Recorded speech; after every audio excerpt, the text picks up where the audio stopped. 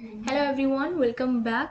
आज हम लोग एक क्वेश्चन सॉल्व करेंगे थोड़ा डिफरेंट तरीके से और बहुत ही इजी वे में सॉल्व करेंगे इन वैल्यू एडेड मेथड।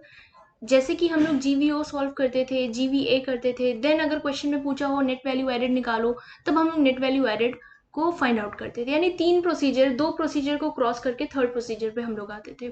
आज हम लोग देखेंगे और सीखेंगे कि कैसे डायरेक्ट वैल्यू एडेड मेथड हम लोग निकाल सकते हैं बिना जीवीओ और बिना जीवीए निकाले।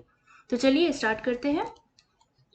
आपका क्वेश्चन देखिए, कह रहा है कि calculate net value added at factor cost. Factor cost पे आपको net value added find out करना है। सेल टैक्स दिया हुआ है 25 दिया हुआ है, जो कि ये वैल्यू जो दी है ना 1 लाख लाख में है।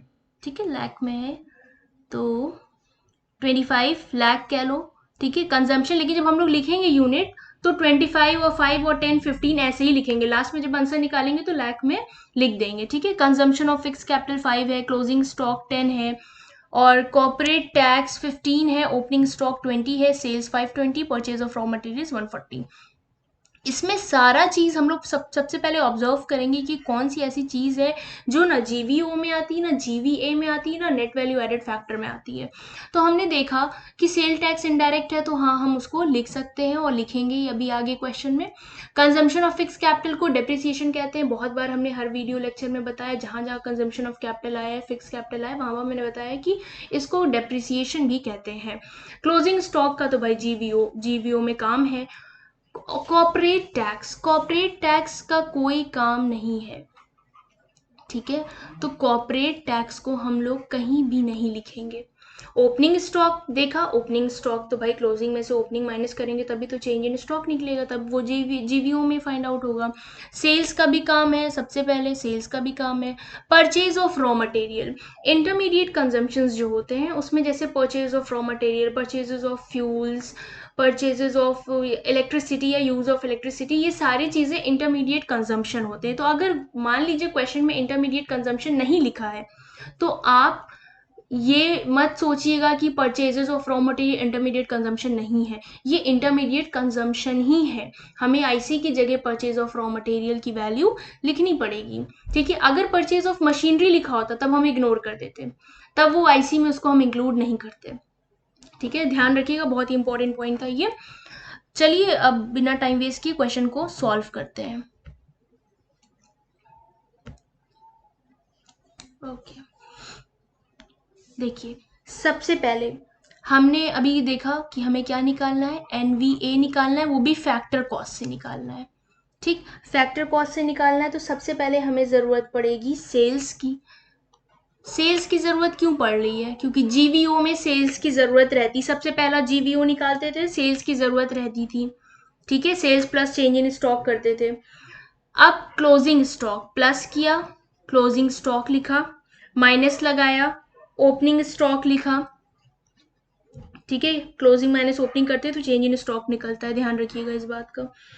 उसके बाद हम लोग लेंगे purchases of raw material. Purchases of raw material जो है यानी आईसी, या तो आप परचेजेस ऑफ रॉ मटेरियल लिखिए, रॉ शॉर्ट में लिख रहे हैं, ठीक है, रॉ मटेरियल, या फिर आप आईसी लिख सकते हैं इसको। ठीक है, माइनस, माइनस किया, अब क्या लिखेंगे हम लोग, यहाँ पे देखिए आपका कंजम्पशन ऑफ फिक्स कैपिटल भी था, दिखाते हैं आपको, कंजम्पशन ऑफ फिक्स कैपिटल यानी कि डेप्रिसिएशन। अब लिखेंगे हम लोग डेप्रिसिएशन। ऐसा क्यों लिख रहे हैं अभी हम ये भी आपको बताएंगे, पहले हम लिख लें डेप्रिसिएशन।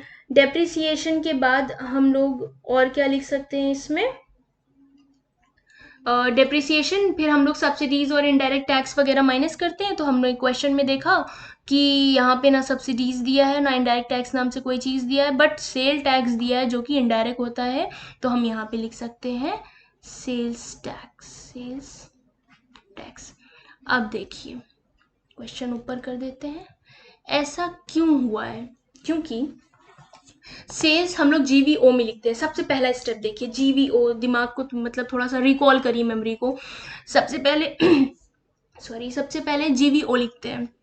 जीवीओ में हम लोग क्या लिखते हैं, जीवीओ एट मार्केट प्राइस पे होता है, सेल्स लिखते हैं, प्लस चेंज इन स्टॉक लिखते हैं, चेंज इन स्टॉक, ये लिखते हैं।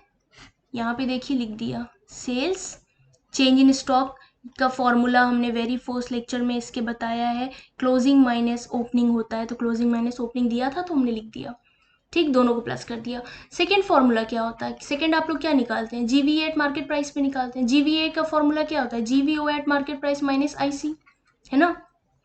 जीवीओ अब यहाँ पे आ गया ऑलरेडी, तो अब हमें यहाँ पे, या हम तो जीवीओ लिख लें, अब जीवीओ तो दिया नहीं है, सेल्स और क्लोजिंग ओपनिंग दी है, तो अब ये लिख दिया, इसका मतलब कि जीवीओ की वैल्यू निकल आएगी।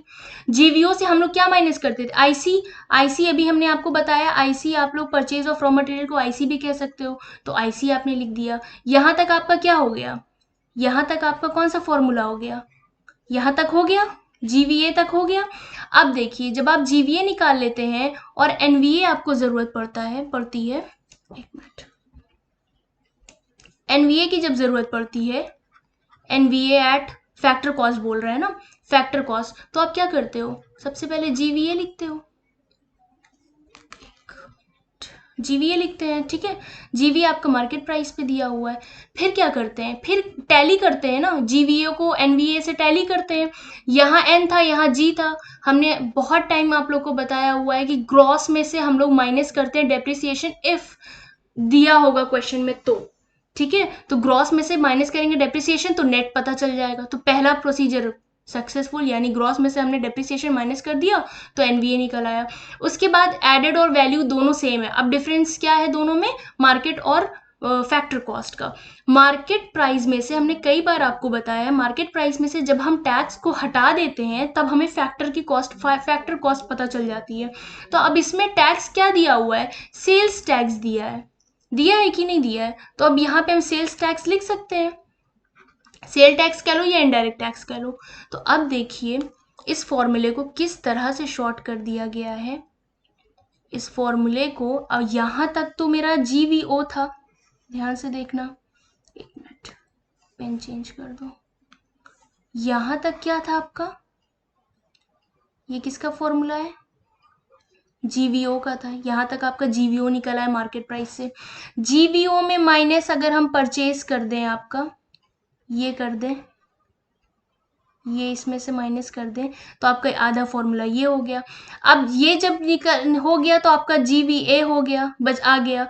अब जीवीए को हमने डेप्रिसिएशन और सेल टैक्स माइनस किया, तो देखिए यही फॉर्मूला बनकर आया, जीवीओ माइनस आईसी, आईसी नहीं इनडायरेक्ट टैक्स, आईटी कर लो, आईटी, ठीक है, बनकर आया कि नहीं आया, बात समझ आ रही है। तो हमने क्या किया, एक क्वेश्चन में सबको लिख दिया और सॉल्व कर दिया, ठीक है। अब हम लोग वैल्यू पुट करेंगे, ओके, वैल्यू पुट करते हैं। सेल्स की वैल्यू क्या है, दिया हुआ है 540, प्लस क्लोजिंग स्टॉक कितना दिया हुआ है, क्लोजिंग स्टॉक 10 दिया हुआ है, 10 दिया हुआ है, माइनस ओपनिंग स्टॉक 20 दिया हुआ है, minus purchase of raw material 140 दिया हुआ है, माइनस डेप्रिसिएशन यानी कंजम्पशन ऑफ फिक्स कैपिटल कितना दिया है, 5 दिया हुआ है,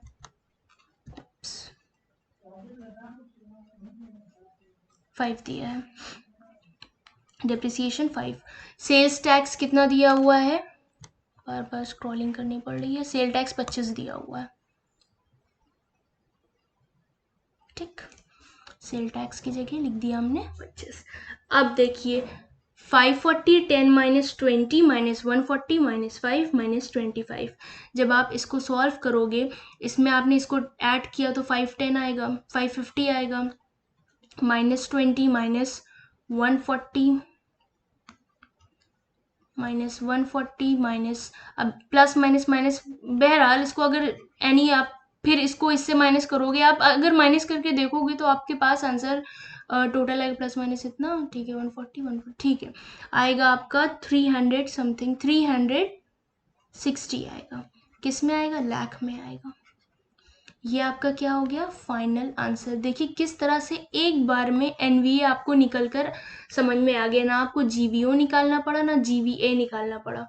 लेकिन हाँ, यहाँ पे हमने आपको समझा दिया कि एक ही फॉर्मूले में हमने कैसे जीवीओ का इस्तेमाल भी किया है कैसे GVO का इस्तेमाल भी किया है, कैसे GVA का भी इस्तेमाल किया है, और कैसे कंपैरिजन करके NVA निकाल लिया है एट फैक्टर कॉस्ट। तो ये था छोटा सा क्वेश्चन जिसमें आप डायरेक्ट NVA फैक्टर कॉस्ट पे निकाल रहे हैं। चलिए लेक्चर यहाँ पे ओवर करते हैं। Thank you for watching and don't forget to like, share and subscribe. If you don't subscribe the channel, please subscribe it. Thank you.